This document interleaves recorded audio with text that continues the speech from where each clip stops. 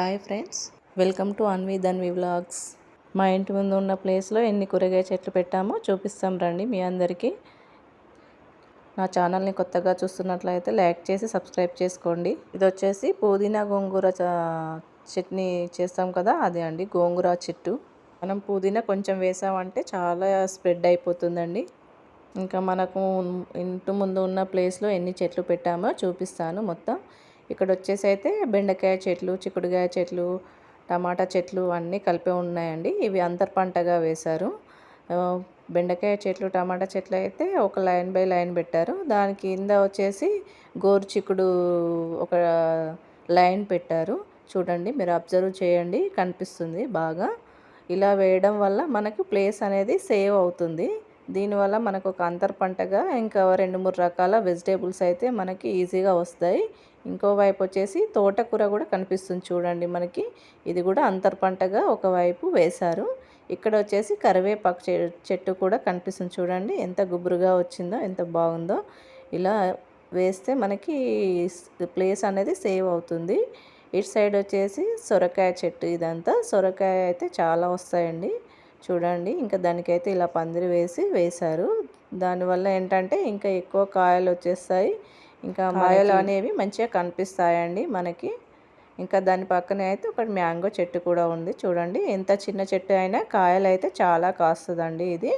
ఇంకా ఇటు సైడ్ వచ్చేసి అయితే ఇంకా అలసందకాయ, మీకు ఐడియా ఉందనుకుంటున్నాను. అలసందకాయ అంటే పొడవుగా ఉంటుంది. దీనికి కూడా ఇది తీగ వస్తుంది కదా, అందుకోసం ఇంకా దానికి కూడా ఒక స్టిక్ లాగా పాతేస్తే మంచిగా అల్లుకుంటుంది. ఇంకా ఒక వన్ సైడ్ వచ్చేసి ఇంకా తోటకూర నాటారండి చూడండి, ఎంత బాగా వచ్చిందో తోటకూర.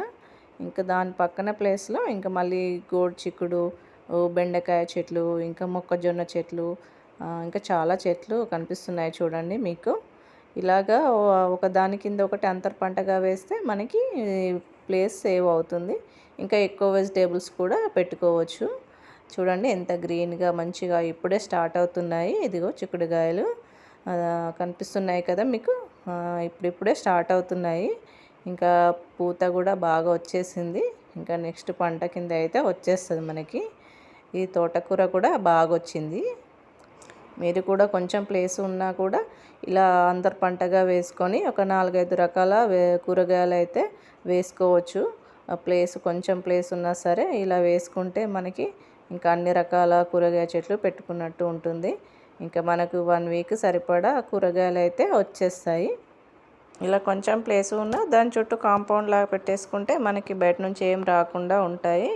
ఇంకా వాటర్ ఉంటే కనుక మంచిగా పెట్టేసుకుంటే అయితే బాగుంటుంది. మీరు కూడా ట్రై చేయండి. మీరు కొంచెం ప్లేస్లో ఉన్నా కూడా ట్రై చేసి చూడండి. ఇలా అంతర్ పంటగా వేసుకొని చూడండి. చుట్టూ కాంపౌండ్ అయితే వేశారు, ఎందుకంటే బయట రోడ్డు పక్కనే ఉంది కదా, ఇంకా అన్ని జంతువులు అవన్నీ వచ్చి తినేస్తాయని అయితే ఇంకా చుట్టూ వేశారు.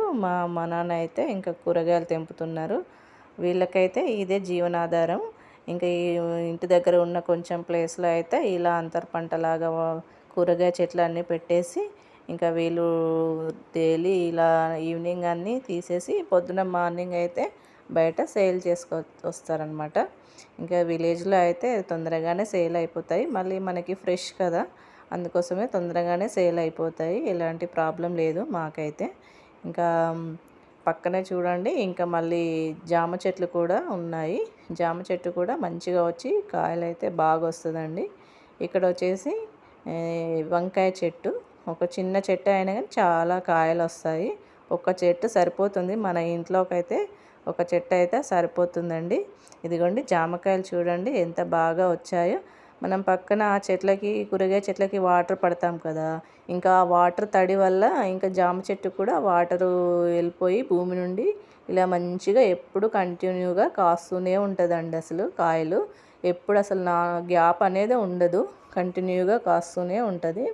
ఇక్కడ వచ్చేసి ఇంకా గంగవల్లి కూర వేశారండి. ఇదిగోండి, ఇది ఇప్పుడే స్టార్ట్ అవుతుంది. ఇంకా సమ్మర్లో అయితే ఇది చాలా సేల్ అవుతుందండి. సమ్మర్లో వేసుకుంటే ఇది బాగుంటుంది. ఇంకా దీన్ని అయితే బాగా చిన్నగా ఉంది, ఇప్పుడిప్పుడే వస్తుంది. ఇది వచ్చేసి అయితే ఇక్కడ మామిడి చెట్టు ఉందండి. ఆ మామిడి చెట్టు కింద అయితే వేశారు చూడండి ఇది కూడా ఒక అంతర్ పంటగానే ప్లేస్ వేస్ట్ అవ్వకుండా అయితే ఉంటుందనే ఉద్దేశంతో కింద ఆ చెట్టు కింద వేశారు. మామిడికాయలు కూడా చూడండి ఎంత బాగా వచ్చాయో. ఇవి చాలా స్వీట్గా ఉంటాయి. ఇవి వచ్చేసి తొక్కు మామిడికాయ. పండ్లు పండితే చాలా స్వీట్గా ఉంటుంది, బాగుంటుంది. చెట్టు కూడా చాలా పెద్దగా ఉంది. కాయలు కూడా చాలా వస్తాయి ఇప్పుడు ఎవ్రీ ఇయర్. ఈ ఇయర్ కూడా చాలా బాగా వచ్చాయి, గుత్తులు గుత్తులుగా వచ్చాయి. చూడండి మీకు కనిపిస్తుంది. చూడండి ఇక్కడ కూడా మీకు ప్లేస్ వేస్ట్ అవ్వకుండా మామిడి చెట్టు కింద కూడా అయితే వేశారు. మా అమ్మ అయితే ఇంకా కూరగాయలు, బెండకాయలు అన్నీ అయితే తెంపి వేస్తుందండి. ఇదిగోండి చూడండి మామిడికాయలు అయితే ఎంత బాగా వచ్చాయో. ఇలా ఈ చెట్టు కింద కూడా ప్లేస్ వేస్ట్ అవ్వకుండా అయితే వేశారు. మీరు కూడా అలా ట్రై చేయండి. మీకు కొంచెం ప్లేస్లో ఉన్న వాటి కింద అయినా ఇలా ట్రై చేసి చూడండి. కనీసం మనకి ఇంట్లోకైనా యూజ్ అవుతాయి కదా కూరగాయలు. అలా అని చెప్తున్నాను మీకు. ఈ యొక్క కాయ చెట్టు పెట్టుకుంటే మనకు ప్లేస్ ఏం వేస్ట్ అవ్వదు కదా. అంతేకాకుండా మనకి సమ్మర్లో ఇంకా బయట కొనే పని లేకుండా మామిడికాయలు తినడానికి అయినా ఇంకా మనకు చట్నీకి అయినా మంచిగా యూజ్ అవుతాయండి.